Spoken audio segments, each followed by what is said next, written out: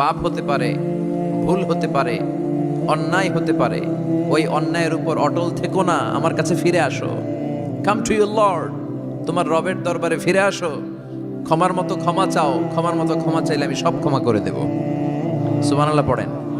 রব্বুল আলামিন বলেন, ইয়া আইয়ুহাল্লাযীনা আমানু তুবু ইলাল্লাহি তাওবাতান নাসুহা। ও বিশ্বাসীরা, ভুল করেছো, অন্যায় করেছো, পাপ করেছো, জুলুম করেছো, আমার কাছে ফিরে আসো, ক্ষমা চাও।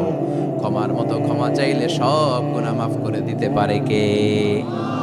পাপ নাই, গুনাহ করি নাই, এরকম কেউ আছি? কথা বলেন। কত পাপ করছি, কোনো হিসাব আছে? পৃথিবীর কেউ না জানলেও জানে কে? আল্লাহ ডেকে বলে, গোলাম আমি হলাম গাফিরুয যামব কাবিলুত তাওব।